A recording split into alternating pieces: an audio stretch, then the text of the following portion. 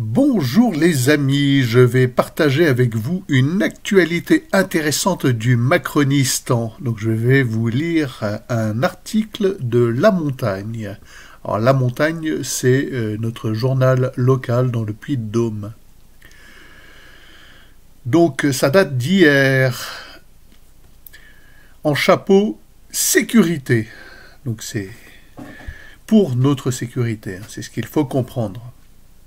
Et nous verrons plus bas qu'il n'en est rien. Donc, gendarmerie, douane, police aux frontières, URSAF, 3 petits points, vaste opération de contrôle sur l'A75 dans le Puy-de-Dôme. Donc, juste en bas de chez moi. Donc, je vous lis l'article. Le dispositif avait de quoi impressionner et c'était d'ailleurs l'un des objectifs recherchés. Alors, comme ils le précisent eux-mêmes, cela n'a rien à voir avec notre sécurité. C'est vraiment l'idée de base, impressionner.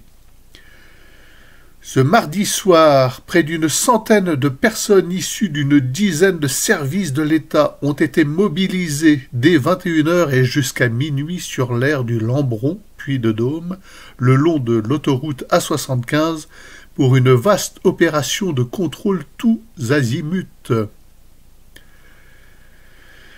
Dès 21h ce mardi, à l'abord de l'aire du Lambron, à quelques kilomètres d'Issoire. Alors, Issoire, c'est juste en bas de chez moi. Tous les usagers circulant sur l'A75, dans le sens sud-nord, n'avaient pas le choix. Ils étaient contraints, via l'imposant balisage installé par la Direction interdépartementale des routes, DIR, Massif central, de quitter l'A75 et de se diriger en file indienne jusqu'à l'aire de repos où les attendaient près d'une centaine de personnes issues d'une dizaine de services de l'État dans le cadre d'une opération de contrôle de grande ampleur préparée depuis des semaines. Gendarmerie, douane, police aux frontières, URSAF, Direction générale des finances publiques, Direction départementale de la protection des populations, mais aussi de l'emploi, du travail et des solidarités. DREAL, acronyme que je ne connaissais pas. Tous les véhicules du semi-remorque au car de tourisme, en passant par les utilitaires, les camping-cars ou les voitures individuelles étaient systématiquement passés au crible,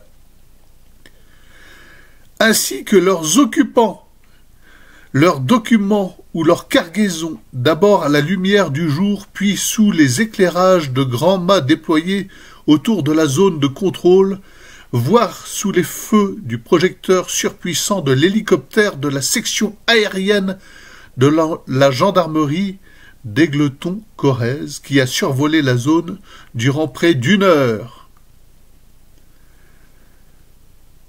On nous dit, entre guillemets, la délinquance passe par la route. On ne sait pas de quelle délinquance il s'agit, en l'occurrence. On sait que la délinquance, sous toutes ses formes, passe par la route et que le contrôle des flux permet de détecter nombre d'infractions et pas seulement routières, a notamment rappelé la colonel Madi Scheurer, commandant le groupement de gendarmerie du Puy-de-Dôme, tandis que Philippe Chopin, préfet du département, et Dominique Puichmal, procureur de la République de Clermont-Ferrand, soulignaient l'importance d'une telle mobilisation des services de l'État qui montre ainsi leur efficacité, chacun dans sa spécialité ainsi que leur capacité à travailler ensemble. Voilà, alors dites-moi ce que vous pensez de tout ceci en commentaire. Dites-moi si dans vos régions vous avez eu connaissance de tels dispositifs policiers sur vos autoroutes ailleurs que dans le Puy-de-Dôme. Voilà, il faut savoir qu'ici c'est vraiment une position centrale en France. C'est l'axe principal de remontée du sud de tous les go-fast évidemment.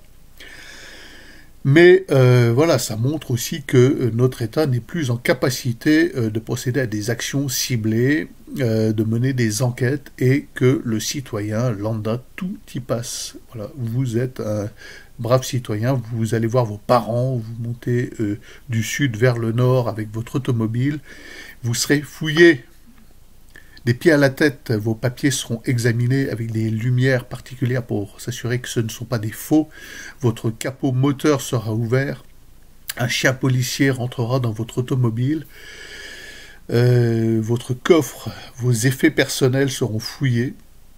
Ça prendra le temps que ça prendra, mais vous serez passé au crible de manière aveugle. Voilà, par tous les services, hein, l'URSSAF. Bon, alors dites-moi vraiment ce que vous en pensez en commentaire. Moi, personnellement, je trouve ça stupéfiant. La France est arrivée à ce degré dictatorial qui équivaut à la dictature soviétique, mais qui la dépasse, clairement. Il n'y a pas d'autre mot. Je ne pense pas que sous Staline, il ait pu y avoir de tels dispositifs de contrôle sur une voie de passage, de circulation. Voilà. Je ne pense pas. Je ne sais pas, ça laisse sans voix. Ce genre d'article laisse sans voix. Alors dites-moi si vous avez eu vent de tels dispositifs dans vos départements, dans vos régions, si cela se généralise, se banalise. C'est terrifiant. C'est une dérive de notre État qui devient terrifiante. Voilà. Moi, personnellement, quand je lis ça, quand je prends connaissance de cette actualité, je n'ai plus qu'une envie, c'est de me barrer de ce pays. Bon, alors ici, dans notre montagne, on n'est encore pas trop mal. C'est comme si on était barré du pays. Parce que, bon, avant qu'ils viennent nous contrôler chez nous, dans notre hameau perché, alors ça viendra, hein, faut pas en douter, ça viendra certainement. Mais c'est terrifiant, vraiment. Voilà, moi je suis terrifié. Bon, avant de vous quitter, je vous rappelle que voilà, la chapelle au bord de la rivière est disponible. N'hésitez pas les amis. Voilà, c'est au prix de 24 € plus la livraison. Voilà, je peux pas faire moins. C'est un gros livre. C'est enfin le bon fichier qui a été imprimé. Voilà, il y a eu une erreur de casting sur le premier fichier, une erreur de fichier, j'en suis désolé. Allez, bonne journée les amis.